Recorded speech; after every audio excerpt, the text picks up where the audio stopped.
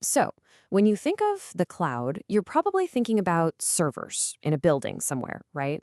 Well, what if the cloud was literally a cloud of data centers orbiting the Earth? This isn't some sci fi movie plot, it's the really bold vision from Jeff Bezos. But is it a stroke of genius or just a multi-billion-dollar fantasy? Let's break it down. And look, this isn't just some vague idea. That's a direct quote, a pretty wild prediction from the guy who founded Amazon and Blue Origin. He thinks that in just a couple of decades, this is gonna be reality. It really makes you ask a huge question. Not just how could we possibly do this, but why would we even try? Well, the answer to that why is something we're all talking about right now: AI. The entire AI revolution is fueled by these massive, massive server farms. And these things are just gobbling up a shocking amount of power and need incredible amounts of cooling. We're really pushing our infrastructure on Earth to the absolute brink. So, back here on the ground, we're basically running into a brick wall. Two, actually.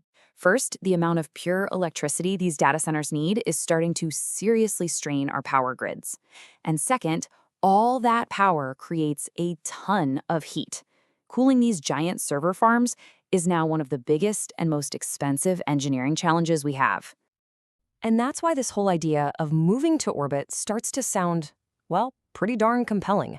It's not just about finding more space. It's about using two huge advantages that you can only get in orbit.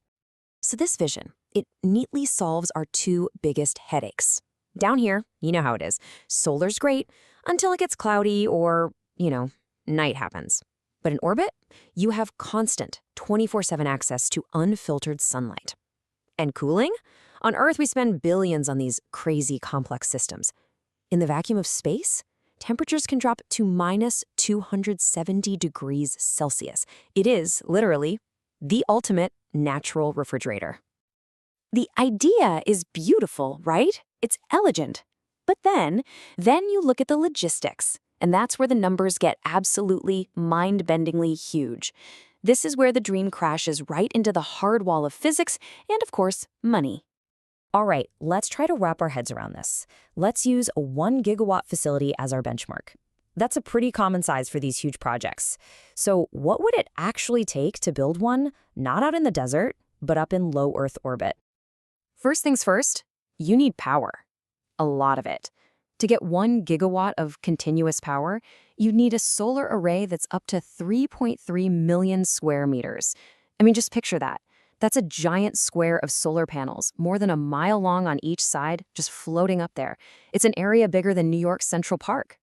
Okay, now let's talk about how much that would weigh. Just the solar cells themselves, the photovoltaic material, would weigh up to 11,250 metric tons. That's about the same as 60 jumbo jets. And listen, that's before you add a single support beam, a wire, or a computer chip. So, how in the world do you get the weight of 67 747s into orbit? Well, you pay for it, and the price tag, using some pretty optimistic numbers, would be over $25 billion. Billion with a B. And that's just to launch the solar panels. Let's just break that down for a second. If you use a beast of a rocket like the Falcon Heavy, it can haul about 64 tons up at a time. So you do the math, you'd need over 150 separate launches, 150 trips to space just to deliver the power source. The scale of that is just, it's hard to even imagine. And you have to remember that $25 billion, that's just our cover charge. That's the cost to get in the door. We haven't even started talking about the cost of launching the servers themselves, the giant metal frame to hold the whole thing together, or, and this is a big one, the enormous radiators you'd need to get rid of all the heat. But, okay, let's pretend for a minute we have unlimited money and all the rockets we need. The problems don't stop there. Not even close. Because space is an incredibly hostile, a terrible place for the kind of sensitive electronics that run our world. Let's run through the big showstoppers here. First, heat. Yeah, space is cold, but a vacuum is a perfect insulator, kind of like a thermos. So the heat from the servers has nowhere to go. You can't just blow a fan on it. You need millions of square meters of these huge, heavy radiators just to beam the heat away. Next up, radiation. Down here, our magnetic field protects us. Up there, nope. Solar flares and cosmic rays can just fry circuits and corrupt data. Then you have the fact that hardware just fails. On Earth, a company like Meta reports hundreds of hardware failures in less than 2 months. In space, that failure rate would be way, way higher. Which brings us to the biggest question of all: who fixes it? You can't just send a technician up in a van. We'd have to rely on some super advanced robotics that, frankly, don't exist yet. So this is where we land.